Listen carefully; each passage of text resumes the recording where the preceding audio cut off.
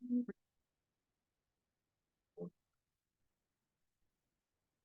let's go ahead and call the meeting of Templeton Community Services District Board of Directors to order, please. Roll call Directors Bardonish, here. Gardini, Here. Logan, Here. Pearson, Here. and Peterson. Here. Let's stand for pledge of allegiance. I pledge allegiance to the flag of the United States of America and to the republic for which it stands, one nation, God, indivisible, with liberty and justice for all.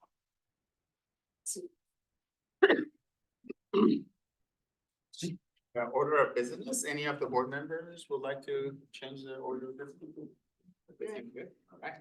Special reports, we have from Sheriff's Department, we have Commander Manueli here. Welcome.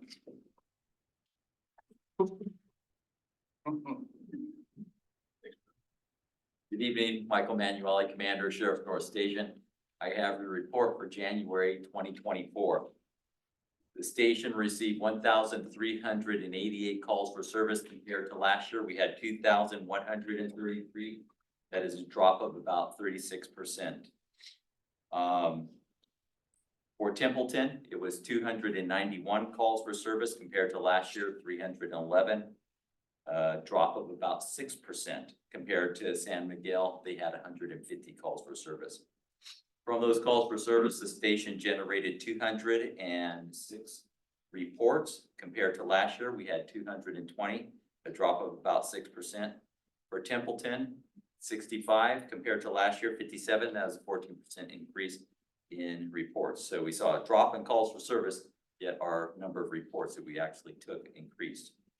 For comparison, San Miguel had 22 reports. Breaking those calls for service down into specific areas, assault and battery, 3 calls for service, generating 1 report. It was a report of a family member grabbing another family member's hair and pulling it. We had 16 disturbance calls, generating 3 reports. We received a report, a call of a subject who was suffering from a fentanyl overdose and withdrawals. He was refusing treatment at the hospital and was refusing to leave. So we went in and assisted with that. The caller heard a female yelling, "Don't touch me," from a vehicle, checked the area, and we didn't find anything in that one. Possible domestic violence heard by a passerby. We had 2 burglary calls for service, generating 2 reports. We had a victim report their house was broken into and a safe was stolen. And then we had a caller who walked out to their vehicle and found a male and female in the vehicle. They were gone by the time we arrived on the scene. Thefts, there were 3 calls for service, generating 2 reports. One person reported approximately $1,800 in property stolen from their vehicle, including the garage door opener. That's kind of important. They could come back and get into your house now. The other one was a victim reported the theft of a gun a week after they discovered it was missing. Then we had 2 vandalisms, both generated a report. We had graffiti on a construction wall, and then someone's tires were slashed. Trespassing, 12 calls for service, generating 2 reports. A patient refused to leave the emergency room after receiving treatment, and then we had subjects were advised to leave property and they failed to do so by the following day. No phone scams, 9 calls for service for suspicious circumstances, generating 5 reports. We had a patient was found to have a small pipe and a baggie with a white substance. Wonder what that was. Anyways, Sugar. yeah, that's right. Little hand washing soap. And then we also had a very serious one in which an 11-month-old child was brought into the hospital with a possible exposure to illicit drugs. They were visiting a house and the child found something they shouldn't have. And that is my report for this month. Thank you. Any questions from the board? Any questions from the public? Well, thank you very much. Appreciate it. Thank you. And then we also have from CHP. Lieutenant Floyd. Good evening. Good evening.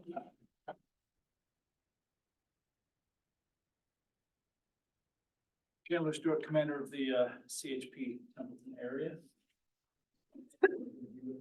So report for the year. This will be an annual summary. 2023 over 2022. Total crashes investigated for the period 206, up 1 from the prior year. That's in and around the Templeton area, 120 on the freeway, 85 on county roads. Of those, 149 were property damage, off 7% from the prior year, 89 up on the highway, 60 on county roads. 57 were injury related, that's up from 46 the prior year, 32 on the freeway, 25 on county roads, and 24 involved DUI drivers, an increase of 3 over the prior year, 11 on the freeway, 13 on county roads.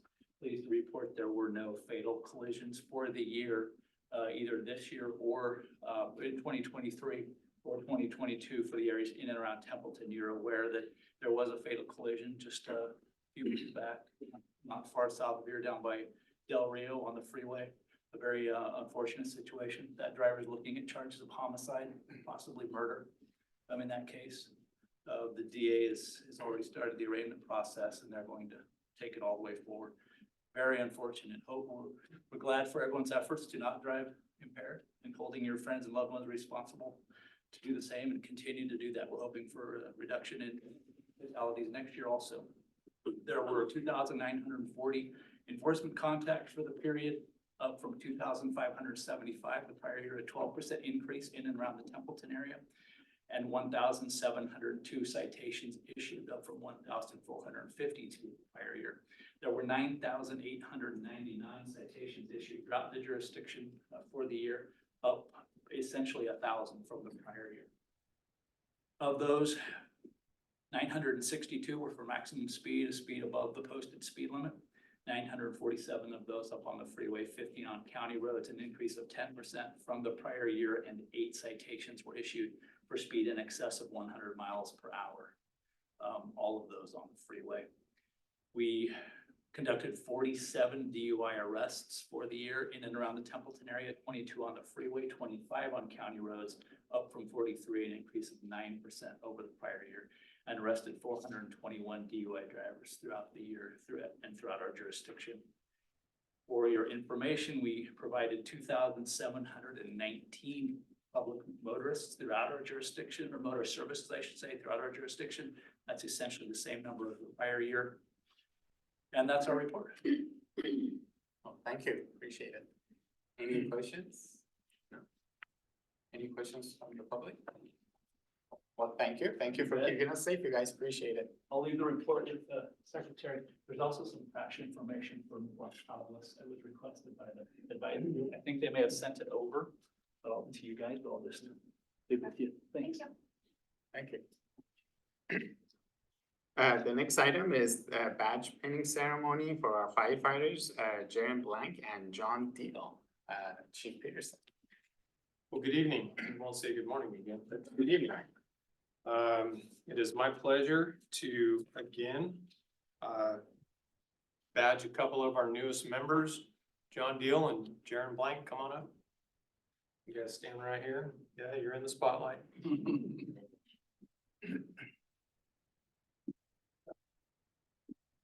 So I want to take this opportunity just to remind the board what these guys have to go through to become a firefighter for us. Some people, and what we're looking for more often nowadays is, first and foremost, they have to be an EMT. They have to be an emergency medical technician before you can even apply for the department. We won't take anybody who's not. We are starting to look more and more for firefighter 1 qualified personnel. And we're starting to see more and more of those. And I'll get into some more detail on what these guys have accomplished here in a minute. But each one of them have to go through what is called the Reserve Firefighter Task Book. And this Reserve Firefighter Task Book goes through a multitude of things that these individuals have to get signed off on, from medical to communications, fireground operations. So that's strategy, structure firefighting, hose, basic ropes, ladders, then wildland equipment. They have to know how to start and operate all of the small tools and equipment that we have on our apparatus. And then they have to go through what, at the very end, what is called a gauntlet. Where they basically demonstrate all of the structure firefighting components kind of put into one, and it's a very physically arduous, tough. Yeah, kind of tough, so, okay. Event that takes somewhere around 6 minutes of constant physical activity, pulling hose, and being able to deploy the lines that we need them to deploy, connect hydrants, those types of things. Once they're done with that, they also have to do a couple of PowerPoint presentations to the captains and their crews. And then they finally get a sign off from the training officer, Brandon Wall, and then eventually myself, and then they officially become firefighters for us. So just a quick reminder of what these individuals have to go through. We're gonna start with John. John comes to us from Pacific Grove. He's been with us for a little while now, and previously worked at his family business, became an EMT and worked for an ambulance company up in that area. Right? Yeah. Currently, he works for us as one of our part-time, regularly scheduled firefighters, and is focusing on getting more fire service education and training to hopefully someday get a full-time position. John got involved in the fire service after passing a volunteers needed sign at a local fire department and inquiring how to get started. A childhood friend and role model passed away while serving in the U.S. Coast Guard, and he became determined to pursue working in a meaningful service surrounded type employment, and motivating him to get tied into like a close-knit organization that he can spend the rest of his career in. John loves scuba diving, spearfishing, and kayaking, and he currently lives in Salinas. Jaren's a local boy, graduated from Templeton High School in 2020. Yes, they are getting younger. Currently continuing his education at Cuesta College and looking to get his associate's degree. His father, John, was a sheriff's deputy for many, many years here in this county. And actually, Jaren and I talked about it this afternoon, and he was trying to figure out how to describe why he wanted to become a firefighter instead of going into the law enforcement end of things. And I said, well, that's easy. Everybody loves a firefighter.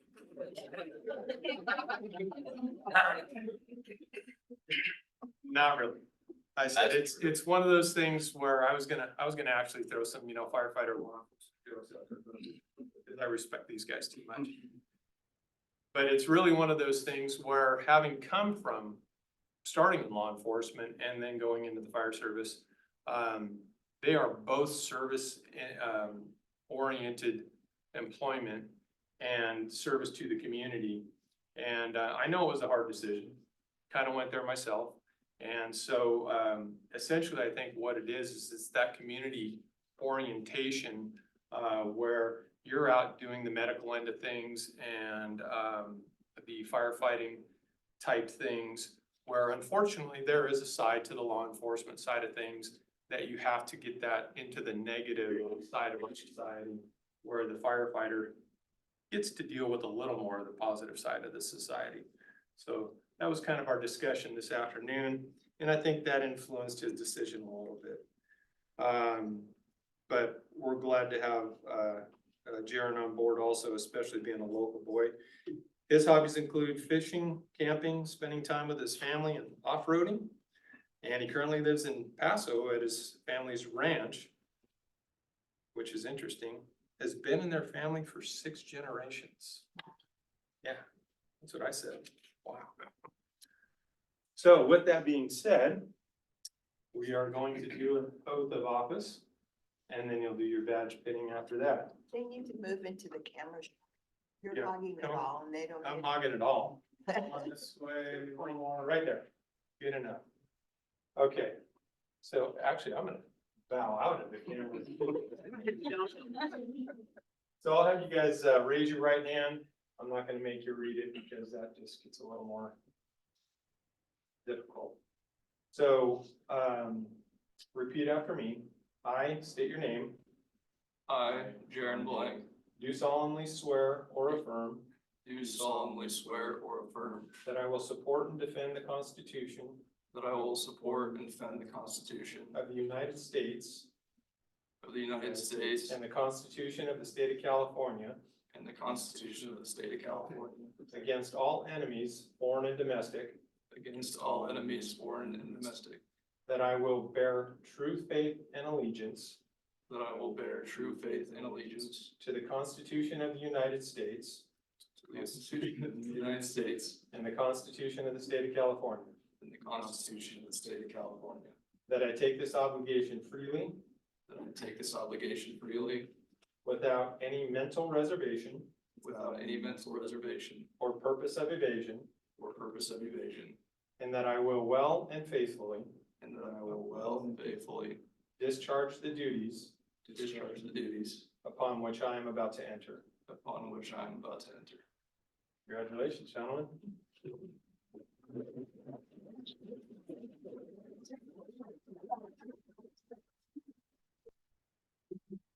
So we'll start with John, and John, do you have somebody you'd like to call up and introduce your family, obviously? My wife Ashley, And then have her, just have somebody pin your badge?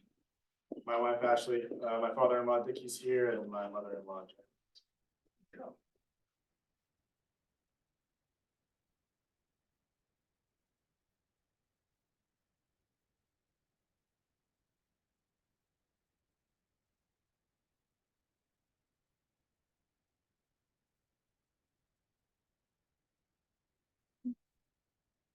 Congratulations.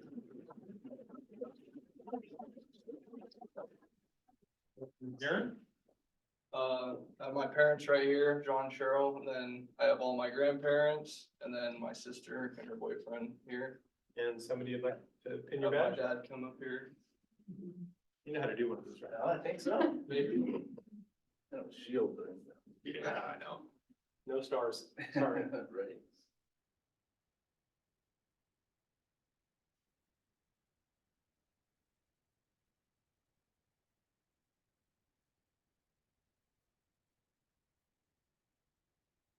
We can take care of it if you draw blood, so.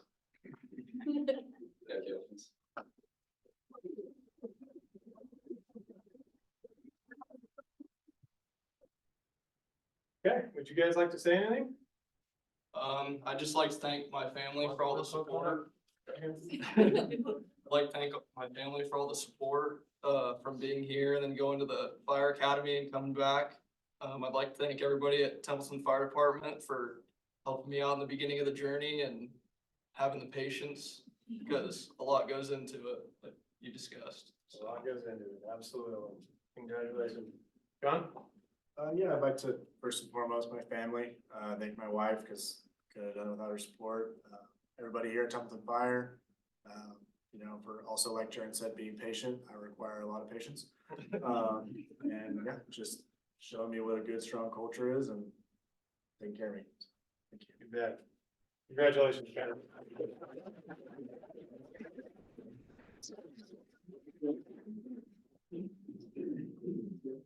Thank you. Thank you.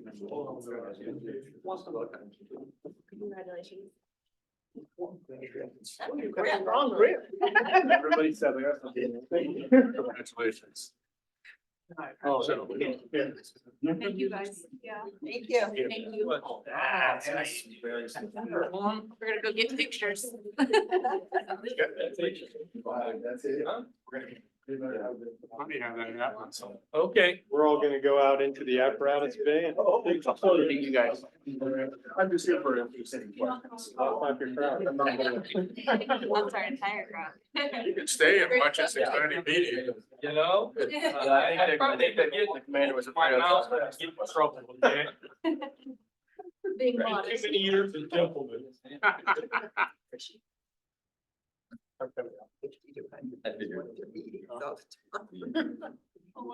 Tom, Tom, then are you, are you? I might. Okay.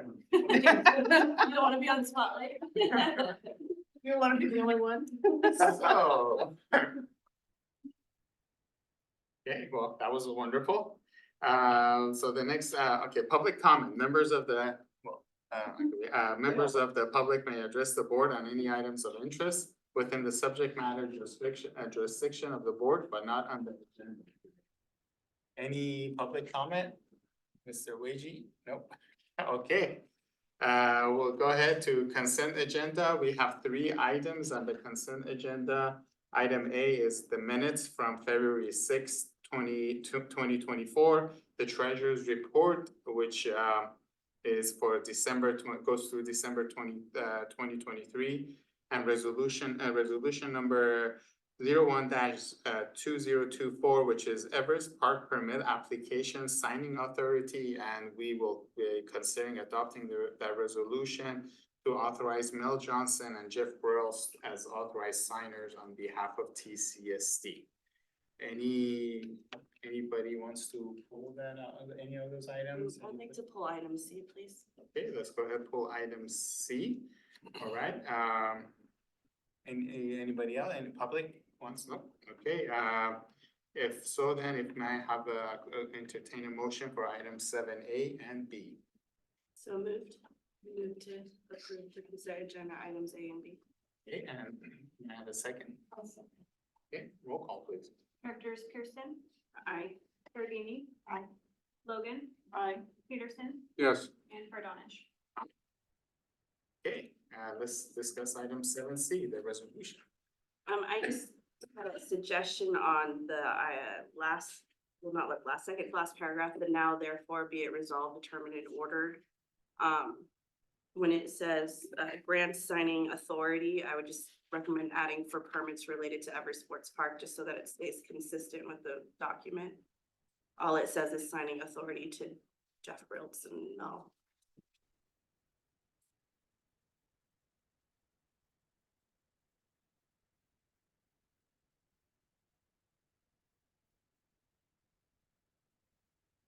Yep, we can make that addition. This is small.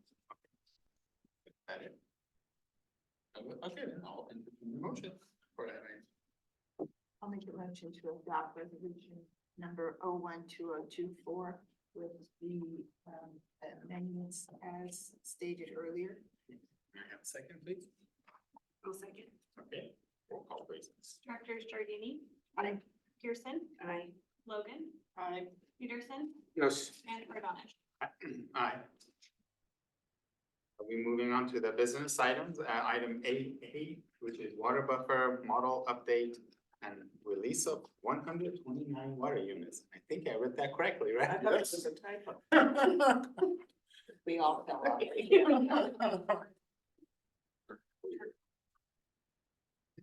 Yes, Water through.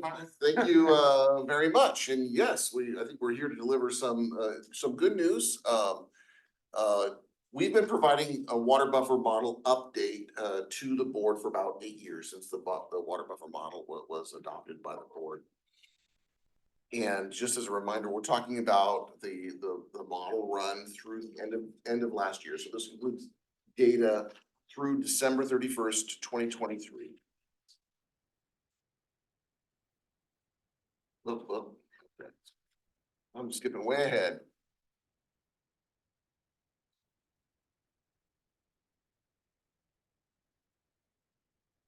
Cool little chart. There we go. Okay, so back in 2016, the district adopted a water buffer model, a water buffer policy and a model to illustrate our work towards it. And a 20% buffer, supply buffer was selected or voted on by the board of directors to ensure that we could continue to provide water to our customers, even in circumstances such as a well failure or multiple well failures. And you know, we have one well that's presently out of service that normally would be water contamination. And we have had issues where we have constituent levels that are too high, we have to take a well out of service. Water quality issues such as undesirable characteristics, we have some wells that produce hydrogen sulfide odors, other things that we would prefer not enter the system, and so are kind of not primary wells. Nacimiento water line failures, we've experienced two major, significant nearly year-long delays in receiving Nacimiento water due to water line failures in the Nacimiento line.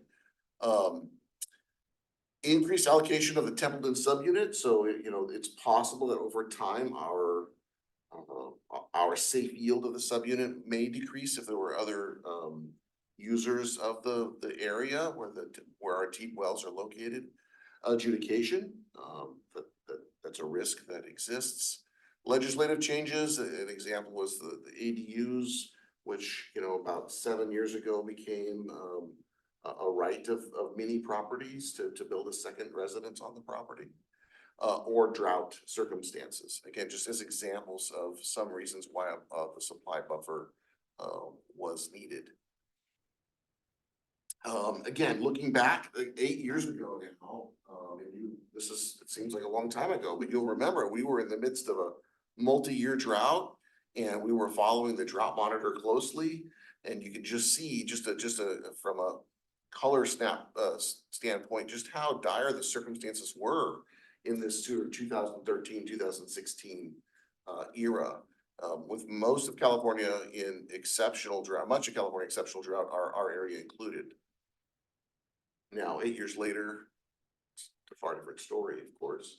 We're in a second, we had a very, really record-breaking type of wet year last year, and ahead of pace already this year, and most of California is in, no drought concern, with just some areas, and this is actually as of about 2.5 weeks ago, some areas showing some dryness on the eastern side of the Sierras, extreme northern and southern California. The model or the buffer is based on our water supply portfolio. We have a number of water supply sources. We're diversified even within our own community. So that Templeton subunit is part of the Atascadero Basin. That's our deep groundwater sources. 1,040 acre feet is our safe yield. Okay, that we have the Salinas underflow. These are what we sometimes casually refer to as our river water or shallow water sources. These are regulated by the state. We have a couple of permits. That's actually where most of the water comes from, 500 acre feet a year, generally available October through March, can be extended through May. And we're in the process right now of converting those permits to licenses. A license is a more secure right to that water. And that's something that we've been working with the state. They're encouraging us to go through that licensing process. Again, it doesn't affect the amount of water, but the security of the license. We have another license that the district purchased that deals with some off-season water, limited flow of off-season water, that's sometimes referred to, as the Greer license. And then we have riparian water agency agreements, and this is not unusual in Templeton. We have a number of parcels along the Salinas River, primarily in the area between Highway 101 and the Salinas River, and then in a couple of other areas of town. We have a couple parcels along Toad Creek, and then at least one, the Santa Lucia school site is also a riparian agency agreement property, whereby those properties are proven to have access to shallow riparian waters that they assign to the district for the purpose of assigning or delivering water back to those parcels. They're very parcel specific. They cannot be used on other properties. And for the purposes of this model, they're excluded. So when we look at this data, we've removed the riparian source supplies and the riparian demands. So you're looking at really everything else, because the riparian agency agreements essentially provide water to those parcels and have kind of a built-in buffer. So if they exceed their usage, we can continue to provide it out of that riparian agency agreement arrangement. Then we have two other really critical sources.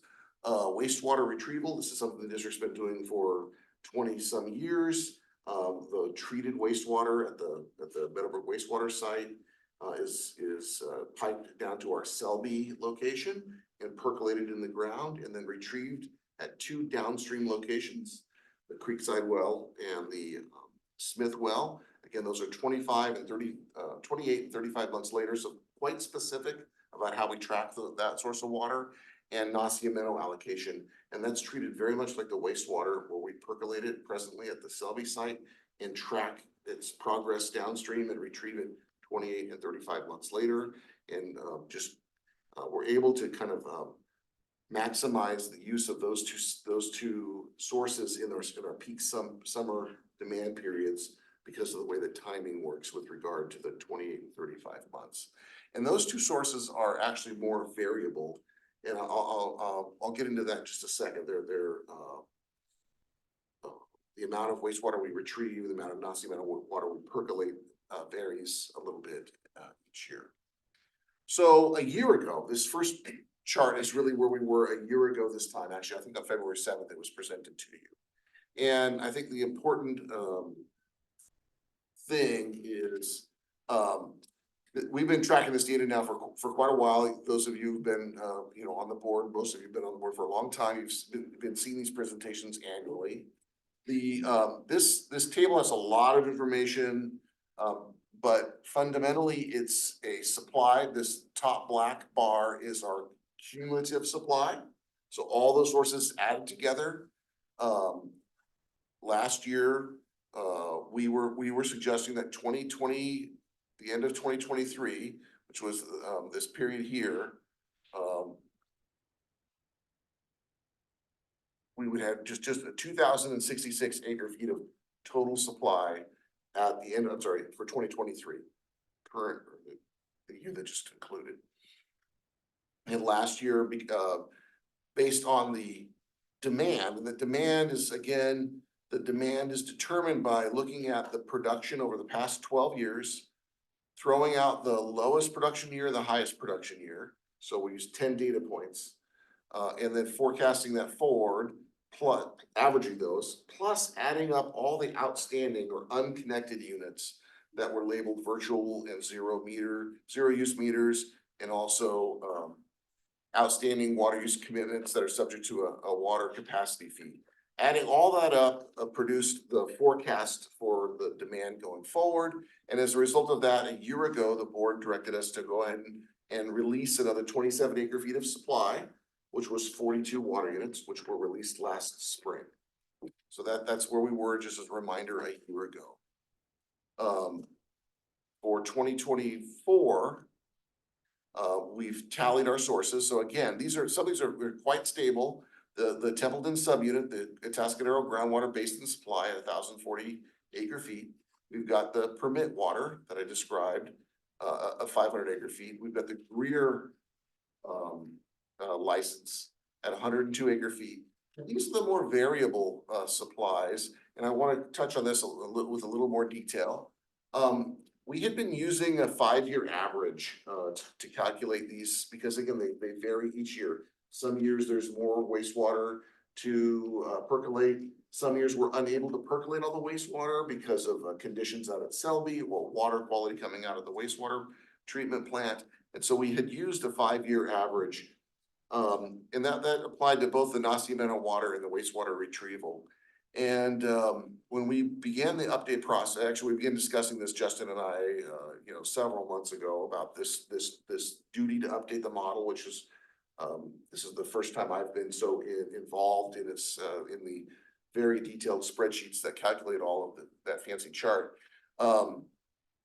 We talked about what data, some of the pitfalls of using this 5-year average, and we were far enough away from 2019 and 2020 that Justin and I decided that and this isn't addressed in the board's policy to speak of, that we didn't think it was appropriate to continue to include 2019 and 2020 data. The district made a very intentional decision to bring back all of its wastewater. It was, decades in the making with the East Side Force Main project. And in 2019, that went live.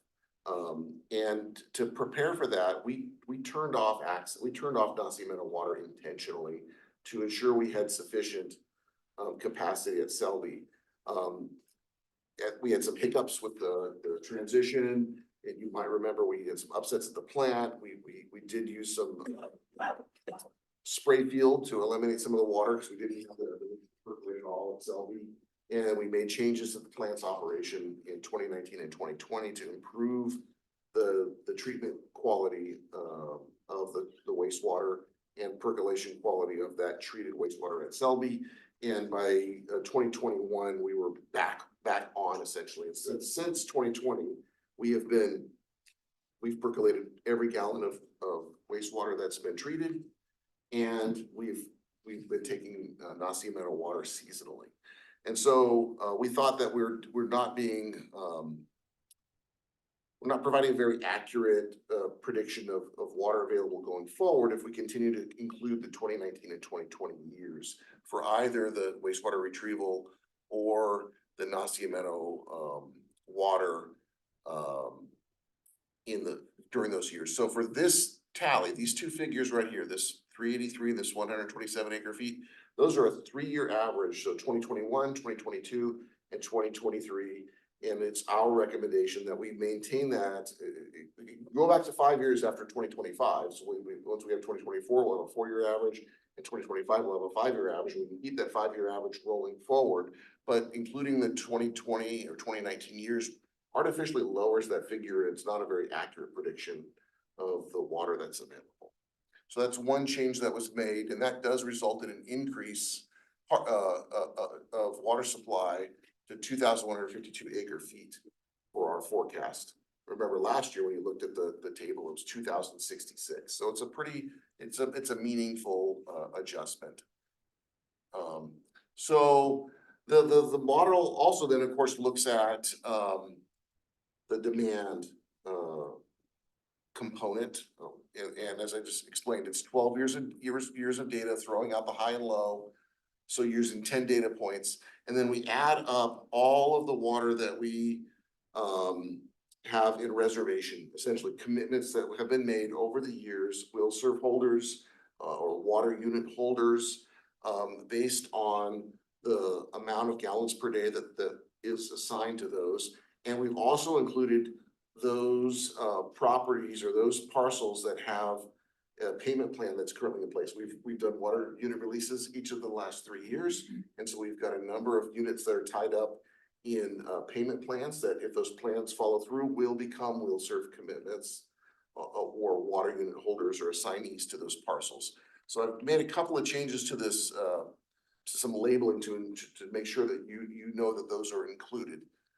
So our current forecast based on all that data is a demand of 1,639 acre feet per year.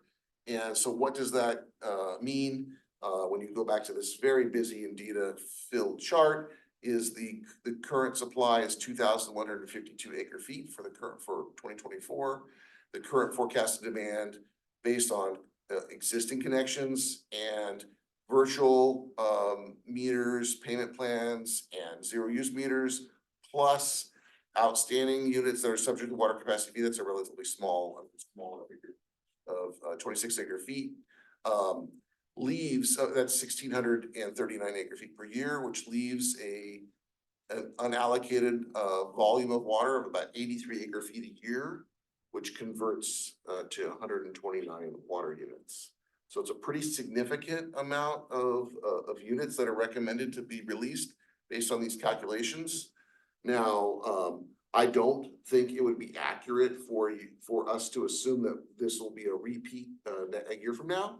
You know, we picked up by eliminating those 2019 and 2020 years. We're not going to have that kind of gain next year. This is really twofold. It's the additional supply, as I mentioned. Find my little red thingy. So there's growth in supply, and it's also a continuous reduction in demand. You know, we're losing a high year And we picked up a relatively low year last year, and so that drove down the forecast, just ever so slightly, because again, with last year's will be one of 10 data points that's included in there.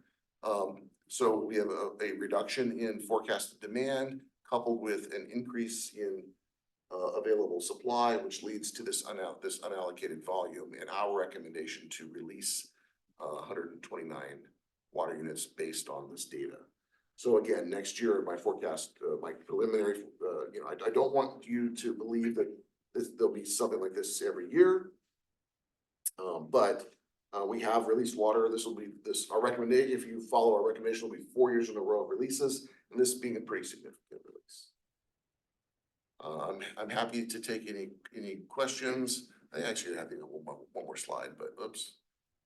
So yeah, again, production down a little bit last year, we believe due to the very rainy year. Additionally, one thing that I think is important to note is there's still a lot of conservative elements to the model. For example, you see these sort of flat periods of time. This, in all reality, probably won't remain like that. As new units connect, there will be a return of wastewater from most of those units, which will gradually increase or should gradually increase this supply. But because it's not certain as when that's going to occur, the model isn't picking that up. We haven't built that into the forecast or expected it, but it should be realized. Great, well, thank you for the report. I realize that you were shorthanded on this year, so I would appreciate you being able to get this to us. It's a team effort. Yeah, thank you very much. You guys appreciate it. Let's go ahead and ask questions first, and then we go to the public and then come back for comments and discussion. So any questions, Director Peterson? Questions? I'm just curious. So I know that we have to meet new requirements for our wastewater and those regulations. Is that gonna impact this in any way? And how we move forward with that?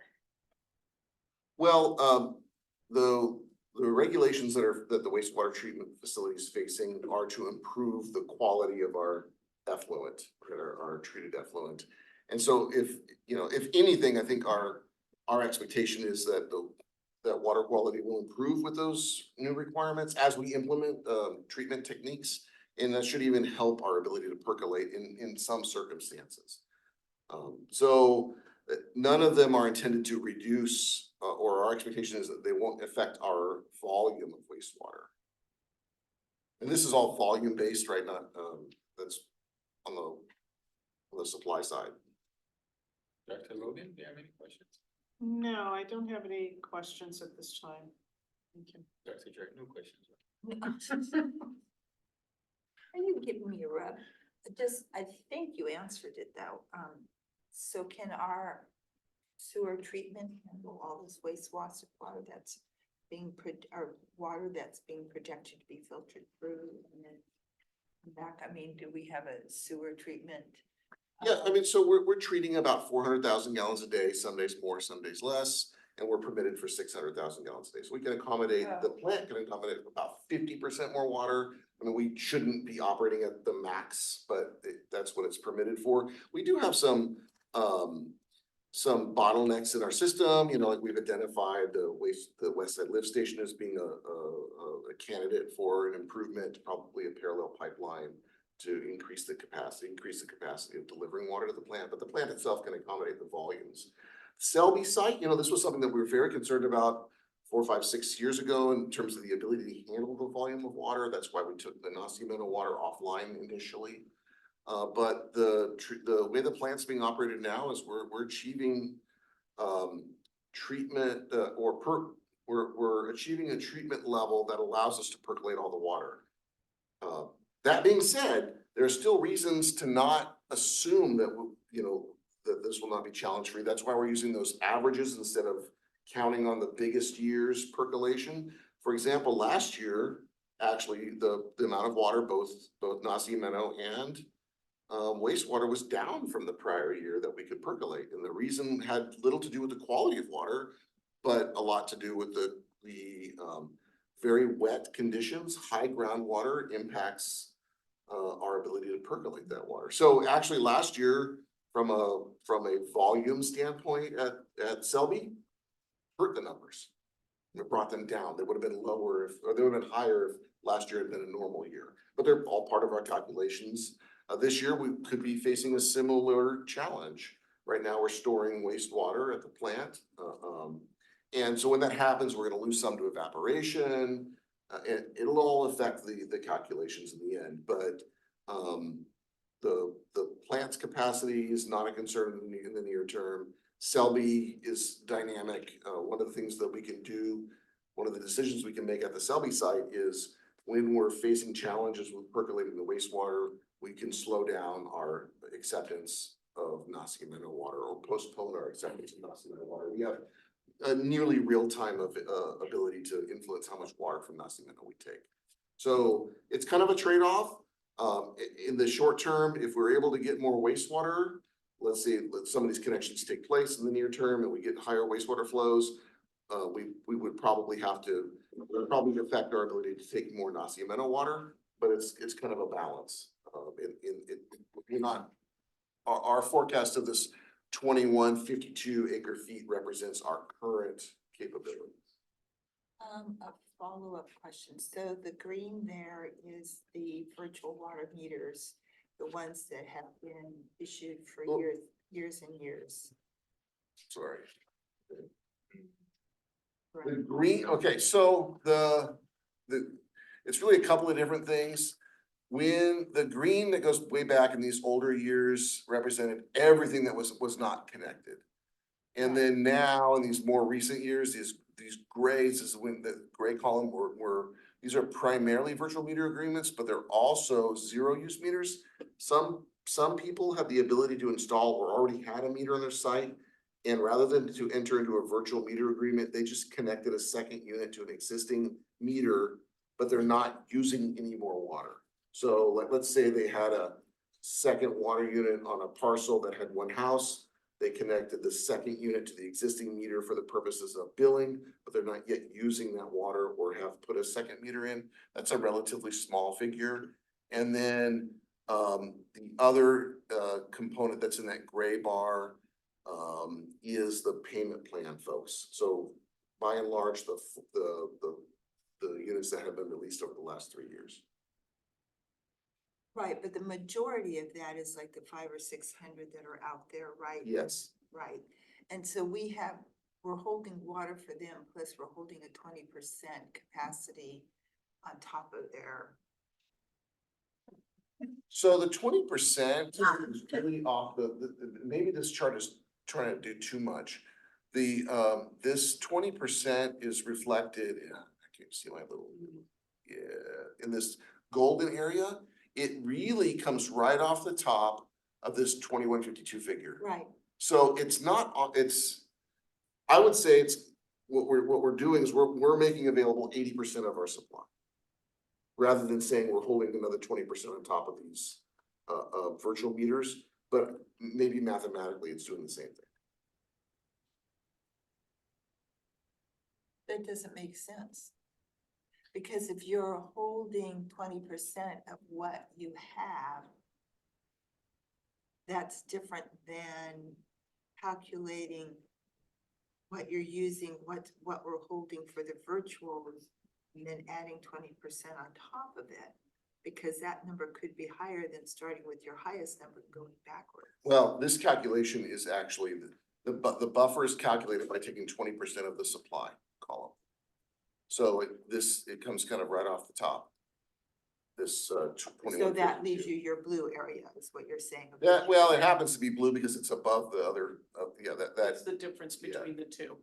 right, the difference between this dotted line is the forecasted demand, so this includes the forecasted demand of the existing connections, plus the forecasted demand of these virtual meter and payment plans, and this small green, which is this folks that have whose units are subject to water capacity fee.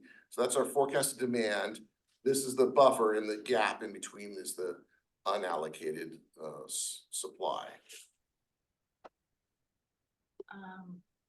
I'm just looking at the wait list, so really, if we release 129, we're down to, are we all the way down to number 8? Yeah. Alicia. Yeah. You already added them up. How many is on the wait list? How many, I can tell you. oh, there's. Parcels or units? You're gonna need 1,600. 1,600, yeah. Yeah, 1,603 units, So that's total number of meters requested. meters requesting water. Yeah, but we don't know if. Is they're all gonna accept. Right. Is there, I mean, this is, at some point, I think I would like the board to have this updated, because like Hank Grattan with 35 units, he would like to give them back, not. Well, he's not I mean, you know, we have made a few efforts to try to get people to voluntarily remove themselves from the wait list, but I'm not sure they're particularly motivated to do so. We're not offering them anything to remove themselves from the wait list. So that's one of those things, like I think you're exactly right. I look at Hank Grattan's spot on the wait list and go, well, as long as he owns that property, I don't see those units being accepted on his site, but I don't know. I mean, until there's a legitimate offer and a deadline, I don't know that we'll know for So certain. So since we have 129 units that we can release, I believe what we did before, like if you go to the person number 1 on the list, Doug Filipponi, if he says he either takes all 24 or he goes off the list, correct?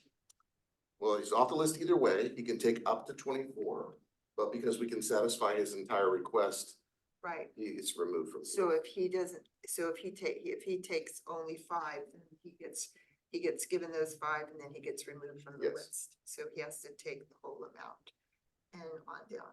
Okay. So it'll be very interesting. So our intent, if you direct us to move forward with the release of 129 units, is to notify a number of properties well beyond the first 8 that a release has been approved, and they should get their affairs in order, because the deadlines are pretty strict.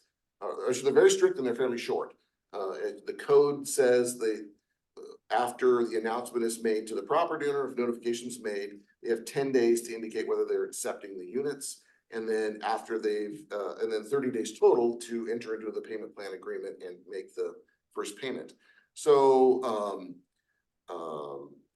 we would intend on notifying just maybe the first 20 or something of those parties that this is coming, knowing that it's going to likely take several months to get through this process, because parties are really able to, intentionally or unintentionally, they can take the full 30 days and still not pay, and then we move on to the next group. So, but the first 129 encompasses, I think, the first 7 property owners on the list or parcels on the list that can be notified, initially. We won't have to wait for the first party to indicate whether they're accepting them or not, because there's enough to satisfy the first 7 requests right off the bat. And then depending on who accepts them, we can move on, to the next group. And then keep in mind, and it's not to confuse this, but we also had 4 units that were relinquished in December. And in January, we started the release process of those 4 units. And we're up to the second property owner who's indicated acceptance, but their 30 days expires on Thursday. So it's possible that if they do not enter into a payment plan agreement and make payment by Thursday, this would really be like 133 units that would be made available. It's not new, those 4 aren't new, but they're a relinquished set of units that would be released to the wait But list. wouldn't they go to number 1 on the list? They already have, and they haven't taken them. Oh, They've gone to okay. number 2, they've accepted them, but it's not a done deal yet. Okay.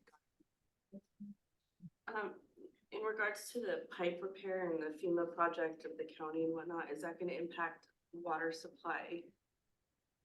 Or do you anticipate? Well, impacting water So the Nacimiento supply is part of this total bar. Actually, this little first little blip right here that you see, That's when Nacimiento water first became available to the district. So these forecasts, both this current amount of 2152 and our higher long-term forecast includes a Nacimiento supply. The project that I believe you're speaking of, the Nacimiento Recharge and Recovery Project, where we want to move the location where we accept that water. This bump Just the is, repair though, the storm damage repair, right? That they're. yeah, we're still able to use the water, so we're including. Okay, so it's not, okay. Yeah, it hasn't affected our delivery, ability to accept deliveries. But once they begin whatever repair project they land on, will that impact, or do you anticipate that No, impacting? continuing? even if it's repaired in place, it shouldn't affect our ability to accept water. Even during construction of the repairs, okay. And we have a lot of control, we have some say as to when we take it, right? This is over a whole year, not on a day-by-day basis. So if no question, Dr. Peters. Yeah, I discussed this with Jeff this afternoon, but I had read that the state is proposing large reductions in water usage. And they're gonna put an ordinance out supposedly. And for Tascadero, they're talking about a 30% reduction by 2030, 35. So how would that work into the, So I did it look seems to at, me that we probably get more water. yeah, now, yeah, there is a proposal, I think it's known, or the catchphrase is conservation as a way of life in California. And so the State Water Resource Control Board has is draft rules to reduce indoor water use.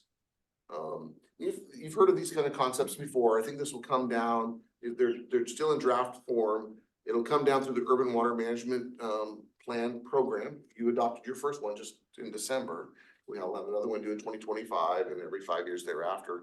And if that's effective in reducing indoor water use, my expectation would be that this forecast, so this top line, that's the important one for this purpose of this model. This is our annual production to meet demands. Consumption or metered use of these lower dots, but this is what it takes to meet that demand. And if interior water use it is declining. I mean, look, we have 300 more connections than we had in 2013 right now, and our demand is lower than it was then. So we've already seen this, but if this pattern continues due to regulations or lifestyle changes, then this forecasted demand should continue to fall, and that would create additional water units that are available. The model will pick that up, but it'll be slow because we're using 10 years worth of data at all times. So you wouldn't, on any given year, you wouldn't pick up necessarily the full amount of the decreased production, but over time, it'll be reflected in the model's data and should allow for more units to connect. So the more conservation that's in effect in the long term creates units that are available. Right. I'm gonna go out to public. Any questions? I think it was just one person in the public. Yeah, any questions? No public? No, okay. All right, come back to the board for discussion, comments. Otherwise, I'll entertain a motion. I would just like to say congratulations to staff, because I think this is huge. Looking at what we've been able to achieve the last 4 years, but certainly 129 water units being released is phenomenal. Congratulations. I don't think it would have happened without your leadership. I think putting together this policy is also shows that we're managing our water appropriately, we're tracking it appropriately, but certainly the wastewater retrieval and having the wastewater no longer go to Paso has had a big impact. So we're starting to see the benefits of that. So. Yeah, I would like to echo what she has said and also like to thank Justin. I think he hasn't gotten his true deserves. I think he's done an excellent job since he's been here, and I know he's been an excellent part of this, and I know he's shocked to hear that coming from my mouth. Anyway, thank you.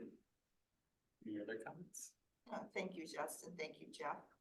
And I think we should thank Tina, even though she's not here. Yeah. She left right as this was all beginning to show up, right? So anyway, thanks, Tina. Yeah. Great job, you guys. I appreciate it. I know it's when we came on the board, I mean, at that Right. time, it's like, water release, what? Water units? We're never ever gonna release water units, so this is amazing. So we appreciate it. So if there are no other comments, I'll entertain a motion, please, to, but, I'll make a motion that the board, accept the water supply model update and authorize the release of 129 water units, for sale to applicants on the wait list in accordance with the district code section 14.08.520 water allocation system. Second. yeah, all right. Roll call, please. Directors Logan, I, Peterson, Yes. Gardini, Abstain. Pearson, I, and Bardavich.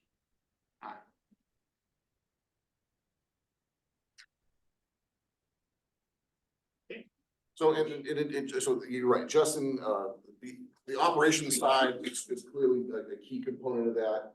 But really Justin helped us sort through the massive Excel data sheet and figure out how we can update the figures and make that happen. And really Carrie's a big part of this as well, did a complete audit of all of the outstanding water units compared to the new connections, making sure that all of those were out there. We found, again, this year found another unit, the allocated unit that was not accounted for, and have now updated that to reflect it. And really just our record keeping, you know, it gets it's messier than it should be, no excuses, but you know, we're tracking these water units that were assigned 30+ years ago. And have to continue to sort through them, and Natalie's ability to go back and find a receipt from 1987 and determine you they're were not yet on the born. books, and it's a remarkable amount of data that feeds that otherwise already too busy chart, but it is working.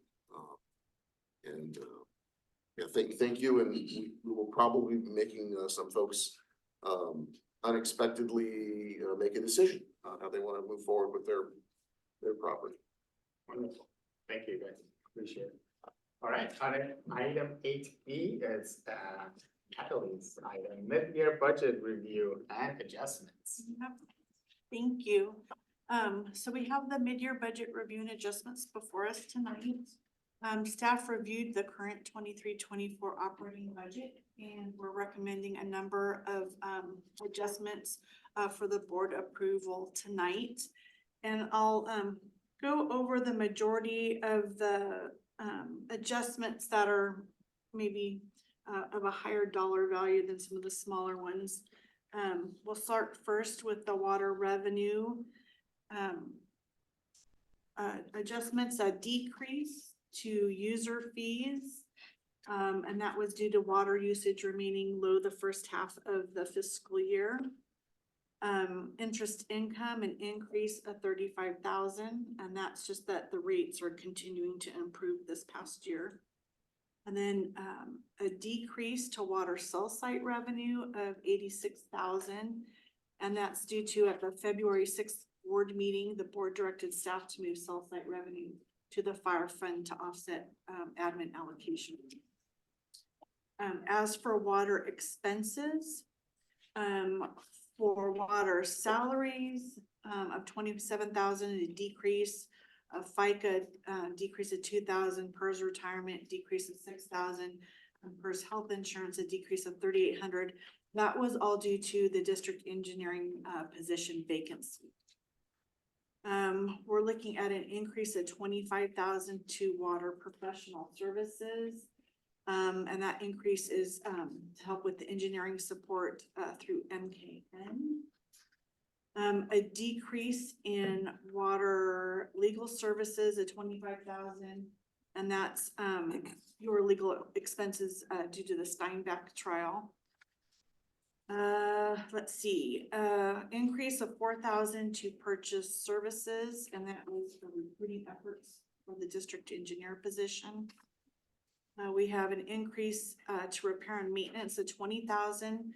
And that was an increase for emergency repairs to a Main Street and Ramada Drive water leak. And then an increase in electricity of 40,000. And that's just due to the PG&E costs being higher than we have been anticipating. In wastewater to revenue, an increase of 9,000 to interest income, and that's just rates again continuing to improve. We have for wastewater salaries, a decrease of 19,000, a decrease to FICA of 1,500, a decrease to PERS retirement of 4,300, and a decrease to PERS health insurance of 2,800. Again, that's all due to the engineering position vacancy.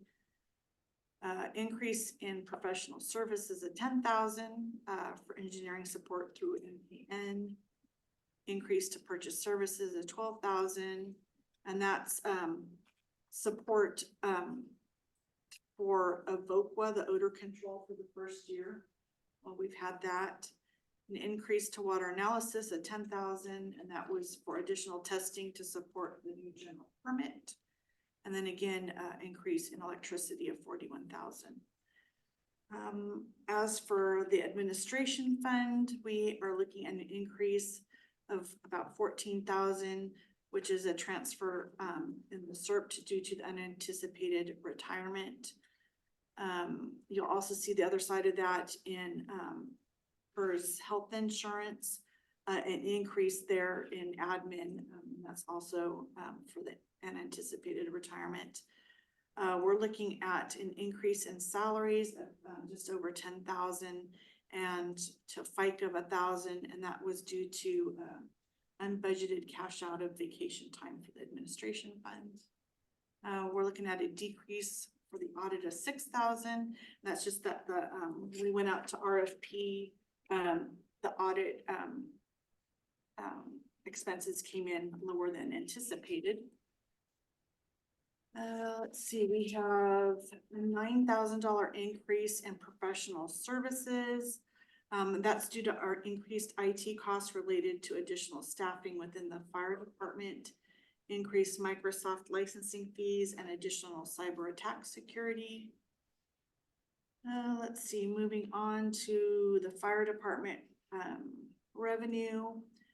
We're looking at, again, increases in interest income of 3,200 for rates, interest rates improving, miscellaneous income of increase of 5,000 for reimbursement of Cal OES emergency storm staffing that recently occurred. We're picking up the cell site revenue of 86,000, the increase there for the board directed moving that cell site revenue to the fire fund. Property tax increase of about 6,000. And then on to, let's see, fire department expenses. Some of the larger ones, a decrease in salaries to offset the increased costs in overtime, and an increase in 15,000 in overtime, and that's due to additional coverage needed due to sick leave and vacations. Let's see, we have a decrease of 10,000 in PERS health insurance, and that decrease is due to the employees taking employee versus one health insurance coverage. Let's see, we have an increase in supplies of 10,000, and that's because they replaced outdated iPads and computers. For the CFD fund, we have an increase of about 14,000 due to larger than anticipated number of properties that were able to be levied into the CFD. In Park and Rec for revenue, we're looking at a decrease of about 40,000 in program income. That's due to not holding the Living the Dream fundraiser and skate camp this fiscal year. But they do have about a $5,000 increase to rental income for increased facility rentals. Let's see, a 5,000 increase to miscellaneous income for donations. And then also a $16,000 increase to program income basketball for higher than anticipated enrollment. And then on the expense side for Park and Rec and Solid Waste Fund, a decrease in program expense soccer for fewer than anticipated. So I can answer any questions, if you have that on that, and then at this time, we recommend that the board by motion approve the recommended budget adjustments to the 2023-24 operating budget. Great, thank you for the report. Appreciate it. Any questions from the board? Under park and recs, why is the fundraiser housed under program income and not miscellaneous income? Miscellaneous income is more for just different odd and end, smaller, miscellaneous incomes. And since we consider, the Living the Dream kind of like a program event we've been having every year, we consider that as like a program, an ongoing program that we do. So that's why that falls under program income.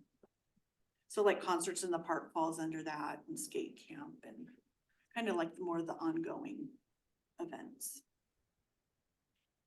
Any other questions? Go to the public. Any questions or comments from public? No, okay, we'll come back to the board for discussion, comments, or motion. Good job, Natalie, as usual. I'll make a motion that the board accept the 2023-2024 operating budget adjustments recommended by staff. Do you have a second?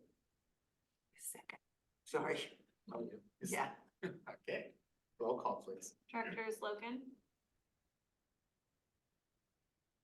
Aye. Oh, sorry. Jardini, Yes. Pearson, Aye. Peterson, Yes. and Bardonish. Aye. All right, motion passes by vote. Awesome, thank you. Thank you, Natalie. Okay, general managers report. Yeah, just a couple of items that I noted. One, I've mentioned to you after our last couple of significant storm events that we were facing some challenges at Selby with high groundwater. They worked to the point of reaching, we have a regulatory requirement when groundwater is within 8 feet of the bottom of our ponds, we can no longer discharge at Selby. That happened yesterday.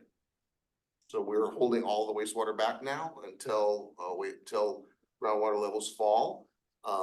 If it doesn't rain like cats and dogs tonight, then maybe later this week that will fall below 8 feet and we'll be back in we'll be able to resume discharges. Just keep in mind, it's not as I mentioned earlier, it's not a valve you just turn on and off. The rate of percolation is dependent on the dryness of the soils beneath the ponds, even though they're very sandy.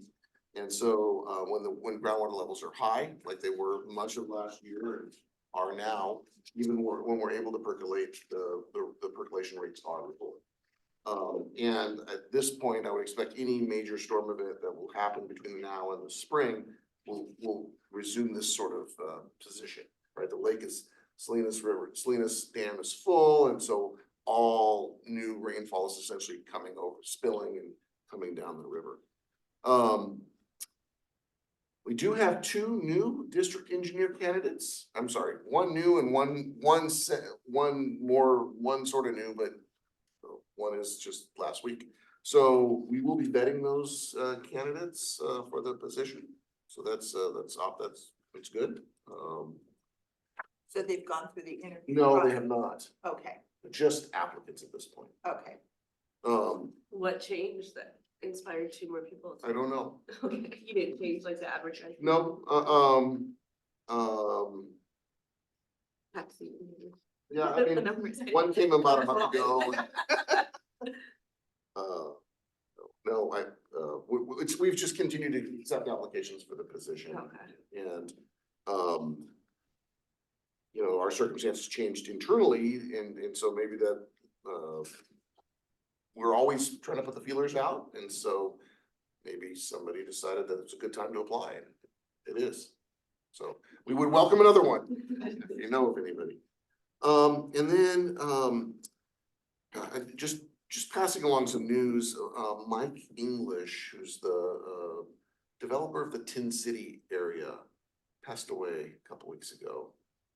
And I just wanted to just share that with you, very unexpectedly. And that he was pretty innovative, very innovative guy. Anyways, very hands-on with regards to his property management and building of those facilities, not only Tin City as you know it, but several other pockets in the industrial area that Mike had developed and was in the process of developing. So a loss to the community, no doubt.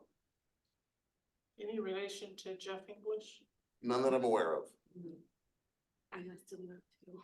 Yeah. So, no, sad news. Well, thank you for sharing that with us, appreciate it. Any questions on the? I Manager's do, report? so in your, what you do this upcoming week, that you give us the email, and I had, emailed you, there are 3 ADU assembly bills. And so I think maybe they need to be looked at by legal counsel, because Atascadero and City of Paso is not implementing what we're implementing. And I think that maybe we should have a legal person, counsel person look at it to make sure we're not setting ourselves up for a lawsuit. I got your response today. I don't agree with it because it doesn't go, there's a couple other bills ahead of that, and I have to stay on top of it too, and I don't all the time because I'm too busy. But I think neither you nor I should be interpreting them, that perhaps we should have legal counsel. What it falls to is the ADU ordinance that came down by the state has been, this is the third bill that came out, Assembly Bill 221.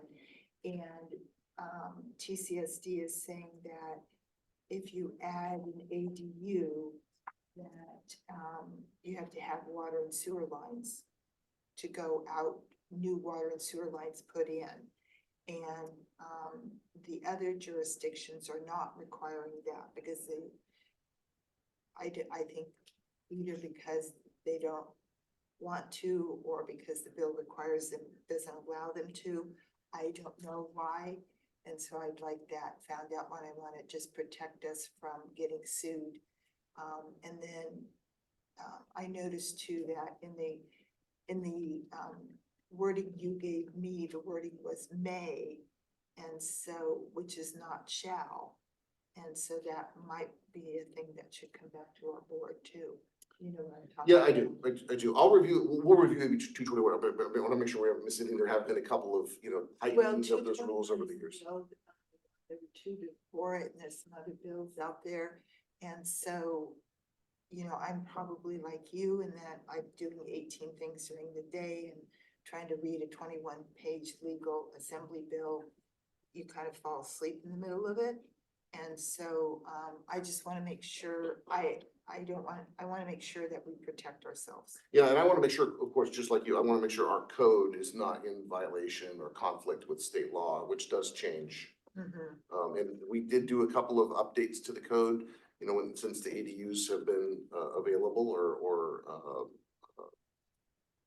Is this in regards to the water capacity fee? no, it's really the issue, I think that has been brought up is we have and I don't want to get into it because it's not on your agenda too much, but I think what started this is I commented yesterday, I believe, that I have a meeting coming up with a property owner who's contesting the requirement to have a separate connection from the newly constructed ADU. It's a standalone, separate housing unit to the district's main facilities. And this is something we've required of that category of ADUs consistently. The will serve letter for this particular property was written in July, and it's only more recently come to her attention. So that's why I'm meeting with her. I don't yet know, but obviously I'll make the issue available to her. She can appeal staff's determination. And in the meantime, we'll make sure that the district's code is not out of compliance with state law. It's kind of tricky issue. I think it would be helpful to get some kind of memorandum or something from legal counsel as to like what is kind of a summary of what it means and how that applies within our current You go with this, I want to, you want to cover just this specific issue, this separate connection issue, because there's, the ADU things are pretty Just voluminous. There's just the new laws and how they impact our Because codes, I the thought bills. the state sent down guidelines to all the jurisdictions saying, and that spelled it out, because I can't figure out why this city of Atascadero doesn't require it and city of Paso doesn't. So I'm a little queasy that we're sitting on legal ground. And then even if we are sitting on legal ground, let's say, I think it's discussion for the board because, well, because the intent of the ADU ordinance was to provide housing at a more reasonable cost. And then, your water line and your sewer line going to a single family residence can easily accept water and sewer from the ADU. And I probably shouldn't be discussing this, right? Because it's not on the agenda. So I just want to make sure we're legally okay. So I just have a question. Is this proposed legislation that's No, working its no, way it's- or it's no, no, already no. passed? It's already passed. Yeah. So doesn't CSDA notify us of these type of Yeah, we regulatory get, we get some changes? summaries of new laws, but they may not get into the weed. There's some, these are some pretty specific. Well, I'd just like to know what the mechanism is, other than, Director Giardini No. just happened to come across it. I mean, is No, there, I didn't. what my It's point being, is there a mechanism by which state legislation changes and there's a process for getting that notification to the district? Because we don't have a regulatory department on site. Yeah, I mean, so we follow CSDA's newsletters and they do a year end, like a new laws taking effect summary. And then our BKS, for example, will produce a summary of new laws that might have, some would and some won't affect us. Well, and But I'll specify, we got help through BKS. Both times we updated the code in response, over the past several years in response to ADU legislation. because I work with the city Yeah. civil engineer for Paso. And so he said they got guidelines and he was trying to get me those, but he didn't. And my concern is what's our mechanism for getting that information? Because we should have a mechanism whereby the district is being notified of those kind of regulatory changes. And not relying upon other cities and what they're doing to alert us that perhaps we need to change our policies. I think we have your direction. Okay, thank you. Any other questions? Well, can you clarify what are the directives? Just that we're gonna get like a memo or something and it will be discussed at a later time with proper notice or? Well, I guess we talked three different things, so can we just clarify? Well, what you're the gonna go ahead. Yeah, so I think it was to review whether or not there are any recent changes to the ADU laws that affect our ability to require a separate utility connection for a new ADU construction. I'll get that in writing. I'll get it to you. review by you or with? the By other- our attorney. And That's can what the you board have him, attach his documents that he referenced on those? So if I know he's got the right ones. I don't know if it'll be he or she or who, but Okay. I'll make sure it's kind of a comprehensive review. If that's what you'd like.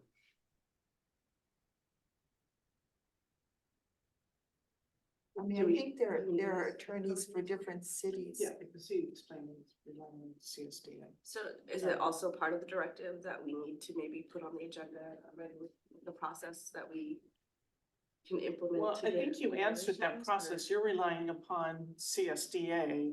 Yeah, and our law firms also produce summaries. It's different depending on the type of rules. So like, type of regulations, like Lieber Cassie Whitmore will give us an annual report on labor law changes. And BKS will do one on water and sewer issues because that's kind of what we use them for. And CSDA will be all over the place, just anything that could affect special districts.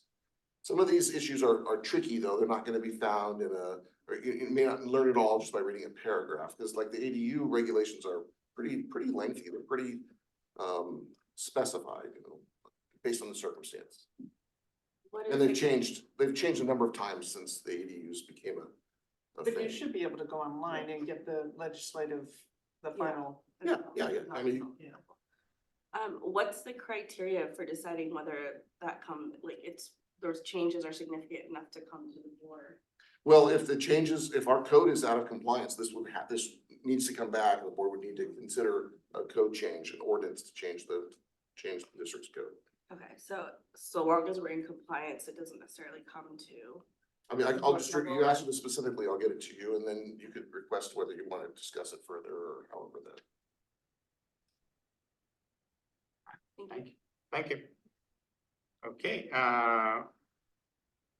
committee reports, no committee reports. So I do have a TAG report that was provided to Carrie Friday morning after the agenda was published, so that will be in the next meeting agenda.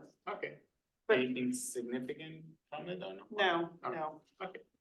Activity update reports, we have finance, fire and emergency, parks, recreation and solid waste, and utilities. Any questions on any of those or comments? Yeah, I have a comment on Natalie's report on you're saying here that Yes. the assistance program to help people pay the water bills is over in March. What is the dollar amount, do you think, that represents the assistance part? So in my report, at least for the district, we've had 19 customers use it for a total of almost $14,000. Right, now is all of that though paid by the assistant? Uh-huh. Okay, so They therefore, don't necessarily give us a dollar amount, it's just whoever within the low income, whatever the dollar amount is for the low income, they can apply. And then it'll pay for whatever they have past due, and then I think they can request a number of months above that too. but that's over next month. Yeah. So they just have to register by the end, I think it's March 31st. Thank you. Question on Parks and Rec, are we up to that one? Yeah, go ahead. Just, I don't know, in the Everett Park improvement plan, the recent version of per capita funds and extension on the project timeline is before this adds little breathing room for completion of the project. I know I'm on the Park and Recs committee. We haven't had a committee meeting yet, so I don't really understand what that means. Oh, actually, this item came before the board. Remember the city of Tisdale Beach gave up their Prop Oh, 68 allocation and we accepted it? So that was another $177,000. And then as a part of that, state actually gave us like 2 more years to fulfill the grant requirements. So why does it say a little breathing room for completion of the project? I mean, that's, unless it's chosen word, more time to complete. And also, wasn't it, we were supposed to finish up or do the project by 24, and because we got that from Pismo Beach, now we get an Okay, additional. the deadline got extended. So that's. For what the we total- agreed. The total grant, I think that's her reference, is Oh, more has it- time to spend the grant. I read this as it was squishing it down, but Oh. she's saying, no, it's giving us breathing room. Yeah. Got it. She's got a little more breathing room. More breathing room, not littler. More. Got it. Okay. Any other questions, comments? Too literal. I'm just curious, so concerts in the park on July 3rd, how's that? Oh, that was my other question.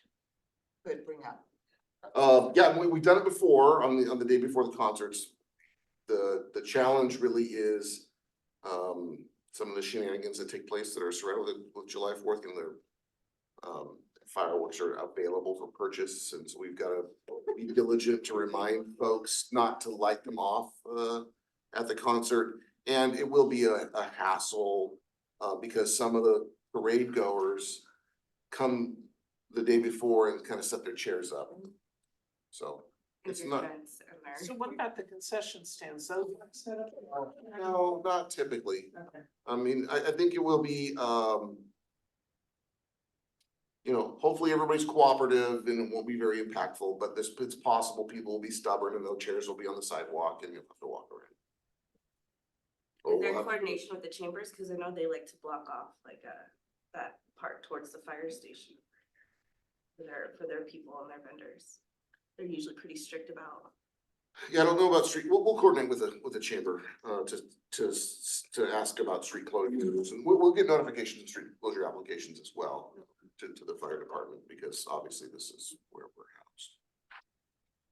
it's important that we coordinate. It will not, I mean, it's not gonna be, it's gonna be a little inconvenient to either people who show up too early, and there could be, I don't wanna say confrontations, but you know, some of those folks, are pre-planning their Fourth of July activities, which is centered around the park and the parade. And so there may be some, easy ups, those kind of things that are already in the park when the concert takes place.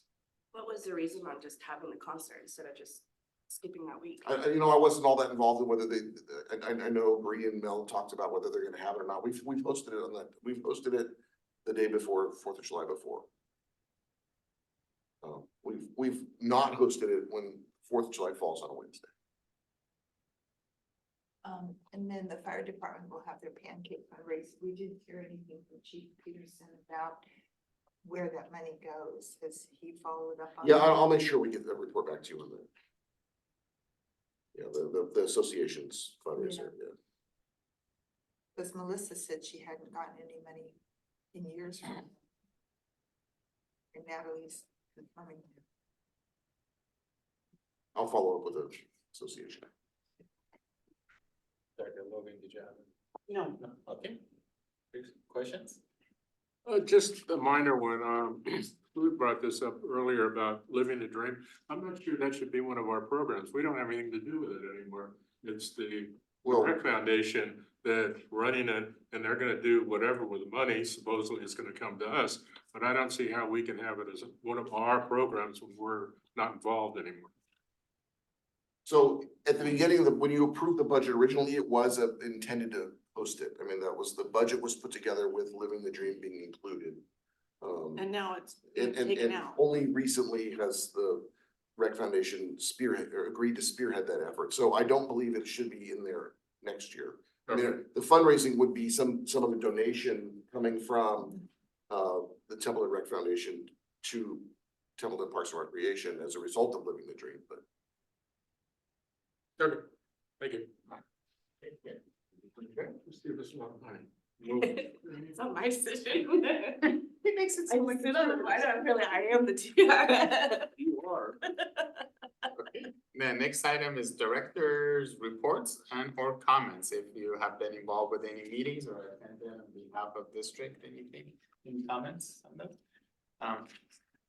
Okay, I have two comments to make. One is that we had formed an ad hoc committee to offset the allocation that's going to the fire department to look at that. So that's pretty much their business is done. So I'm just gonna go ahead and close that. Is that I okay? think you can, just for the record, the committee's Is over.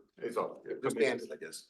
I don't know, because when you guys did that wonderful report and did everything, I thought we kept it open for you to look at. Was the fire department with they were spending the, I thought it was just coming back to the board in a more formal, well, some of Each those. item is going to, but I thought, well, you can always Yeah. reestablish. for a it. different purpose, Yeah, yeah. I thought, But I thought the only thing was the Chief Pearson was going to take a look at the money that was going to the over pancake breakfast. That was Right. the only thing. right, but I thought the ad hoc committee was overwhelmed, so, Okay. okay, Yeah. it can always come back. Yeah, we could Okay. do that. And then one other item that I wanna just bring up, especially since the Parks and Rec and Refuge Committee is gonna meet. I've got a couple more complaints about the service that's being offered by the waste company, Waste Management. The people are having a hard time reaching them still with they're not picking up phones and they don't know what's going on with billing and things like that, so. I think they're gonna be at your next meeting and maybe that could be discussed, I think is an item. Yeah, it's on our tentative agenda, list, So if we could. sort of an update from. Yeah, so, They're a very automated Yeah. company. yeah, A so, company that big, I would guess 6 months, There's no phone number. 6 months from now, they might understand what our account number is yeah, and be able to talk to us. But it's gonna be a good 6 months before. yeah, so we just wanna make sure that, because it was, when they were coming and they told us about the transfer, I mean, they promised us they're gonna have staff. Right. there in the office, so I don't, what's going on with that staff? Well, I couldn't find a phone number online Yeah. and I had to go in and register, but then it said, what's your billing number? Well, I hadn't gotten an invoice to know what my billing. Yeah, so it's, yeah, it's challenging, so if you guys could discuss. Well, I that. have put the account number that they gave me and they said, never heard of it. I've had that too, yeah. We don't know what that is. You know, I mean, nicely, it says that account number is not in our system or whatever, so I'm figuring, you know. I mean, all of us have having problems, then there's problems, there's some serious. They pick up my trash every week. Yeah. That's important. I'm telling you about the holidays, the day after the holiday. Well, yeah, and they even call you. I mean, No, they- it's, yeah, I got that. I mean, they could cut their prices substantially, I think, if they didn't send out a million phone calls saying we aren't gonna pick up your trash. Haven't you? Yeah, they, That helped, like, I get the text after the holiday. messages. I think you can set up, you get a you text. know, I got another one, last week said they wouldn't pick it up Monday, or they would pick it up Monday, even though it's a holiday. And I almost, Ever since I got booted out of the automatic, I haven't gone in, so I'm like, oh, a check, I need to write a check. Okay, all right, so if there are no other report, any comments, the meeting is adjourned. Thank you.